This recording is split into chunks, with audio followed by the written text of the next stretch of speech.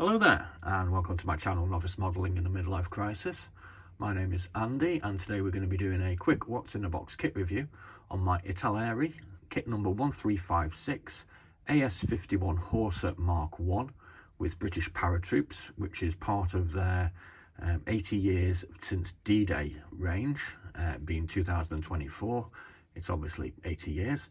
My intention is to kind of build this up over the next couple of weeks in time for the anniversary of Operation Market Garden, which was the 17th to the 25th of September. So I've got a couple of weeks to get this done.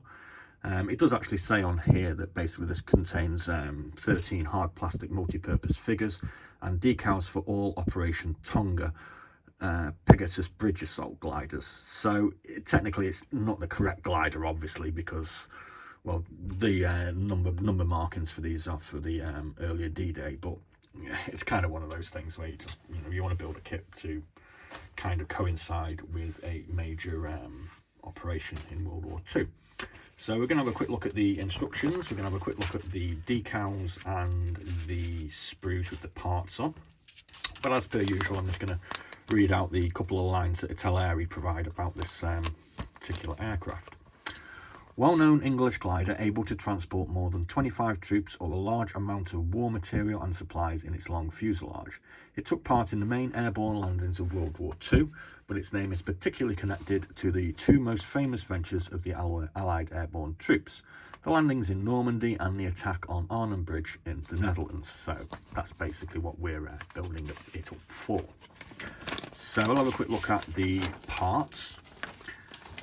As you can see, we get a couple of parts diagrams here with the actual parts we should have on the sprues. There's two main sprues, A and B, and there is another one, C, for the clear plastic parts. So in section 1, which is pretty much standard for aircraft kit building that I have seen anyway, we're going to start with the contents of the cockpit, which obviously we've got the cockpit floor, we've got the pedals and the various instruments for flying this strange contraption. We've got a couple of seats and we're going to put all that together. Section 2, we're going to put it into our nose here. We're going to put this cockpit door bulkhead on, and then we're going to attach our clear glaze part to the front. I have a tendency to leave these off till last, but we'll see where we go. Section 3, as you can see, is the main fuselage section, and the fuselage is slightly different to most aircraft. It actually comes in four sections, if you like. There's the main cargo carrying bay, and this one is set up with these benches. So obviously this is a troop carrying glider, and the tail section is separate, and this can be removed obviously for the unloading of equipment if that is so required. Section 4, we're looking at the wings, which come in 5 main sections, top and a bottom, and this central piece which goes on the top of the fuselage. Number 5, we're going to attach our cockpit. I believe this can also be removed on landing as well to allow easy access. And this little section F here is going to be the ramp which goes on for allowing our passengers to alight. Section 6, we're going to look at the very basic undercarriage that is provided, which is obviously non-retractable. And we're also going to finish off our tail as well.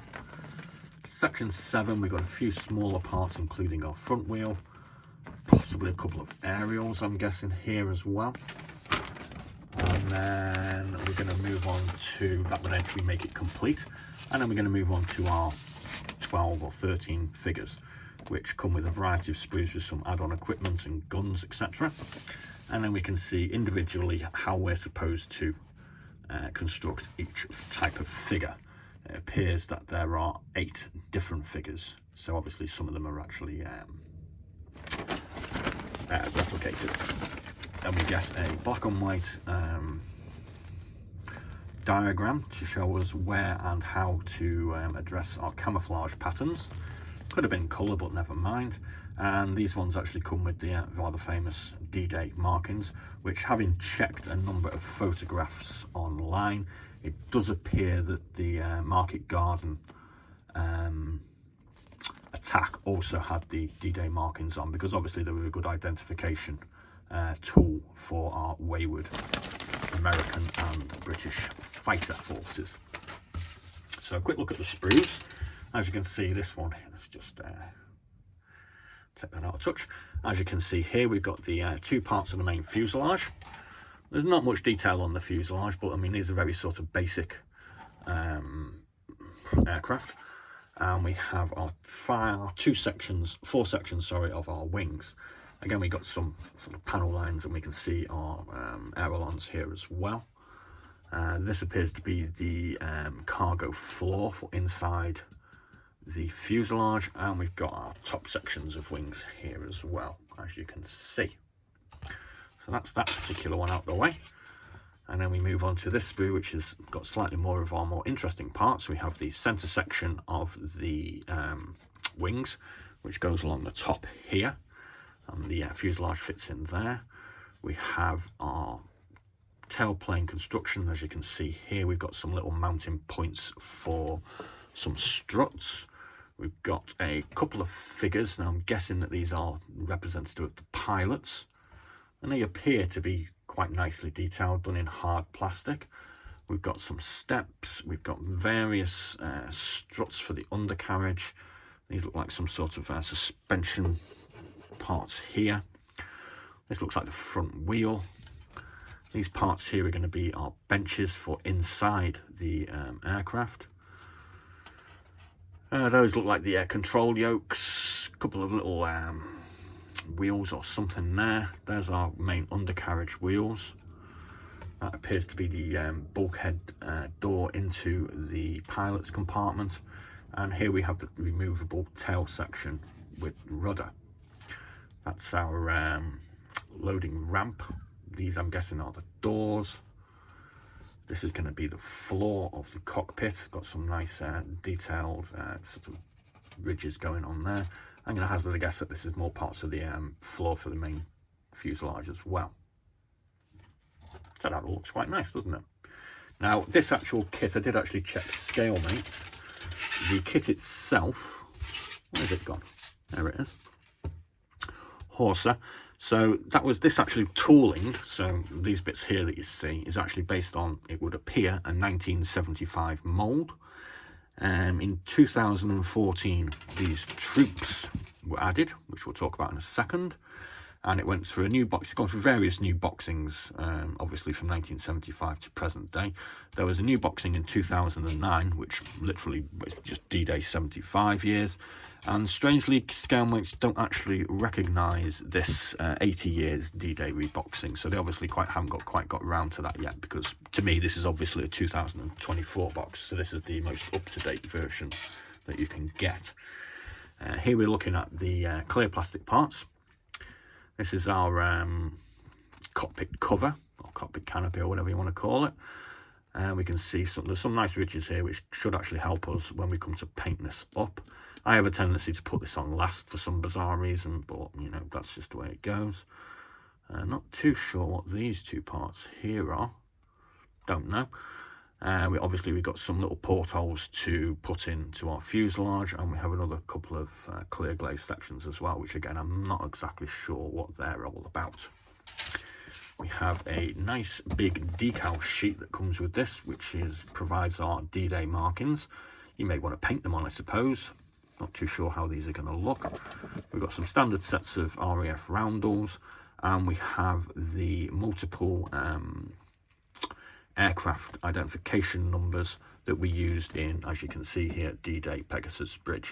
I mean, obviously, I'm kind of going against the grain here. I mean, this is a Pegasus Bridge kit, but I'm technically using it as a sort of example of Arnhem. So it's not right. The numbers aren't going to be right, obviously, but that's just the way it is. I mean, on the box here, we can see, I believe that's possibly Pegasus Bridge in the background with a couple of pillboxes. Here we have our figures. So there are 1, 2, 3, 4, 5, 6, 7, 8, 9, 10, 11, 12, 13 paratroops in total. Some of them obviously are replicated. and they are made of hard plastic. It would certainly appear, as opposed to the slightly softer plastic you tend to get on some of these 172 figures. Detail, let's have a quick look. I think they look pretty good. Now, I've never ever painted up any 172 military figures apart from some very basic rudimentary paint ups on some pilots. Whether I get round to doing these in the next 2 weeks, I'm not exactly certain, but I'd certainly kind of would like to have a go at these, as I sort of like bailed on doing the D-Day figures for the D-Day kits that I actually did in June. We get another sprue here. This has got bases for all our figures. We've got some rucksacks, which you have to attach on. And then we get a selection of weapons, a couple of Sten guns, standard British rifles. We also get a Piat rocket launcher, anti-tank weapon, sorry. And that looks like the Piat carrying case for the ammunition. And we got a little radio set as well, which, as we're all sure aware, they didn't really work very well when the Arnhem Landings Market Garden occurred. So that's basically the sprue parts. Now what I'm going to do is I'm probably going to try and build this one either today or tomorrow. I'm also going to have a go at doing this Italeri C-47 size Skytrain. This obviously is a merit marked up for the US Air Force on the box, but it does actually come with British decals as well. So that's potentially the two things that I'm going to be working on over the next 2 weeks. To me, these seem to be, compared to some of the other kits that I have, relatively easy and basic, because obviously they are sort of based on 1970s, 1980s sort of mouldings. So I'm kind of hopeful I'll get these finished in the next couple of weeks. I mean, I suppose if we say I can sort of drag this out for 3 weeks, because that's when Arnhem finished, that kind of gives me the time, maybe, to move on to this Airfix 172 Willys MB Jeep, which is obviously done up for the British Paratroop forces as well. I'm not quite sure how accurate that would be for the Arnhem Landings. I am aware that they took some Jeeps with them that were sort of armoured sort of commando units, so I'll get onto that if I can, and if I don't, I'm not that bothered. So thanks for joining me. Please do like and subscribe, and have a look at some of our other 200 odd videos that I've managed to pump out in the last 6-7 months. There's a lot of kit reviews and build updates and haul unboxings in there.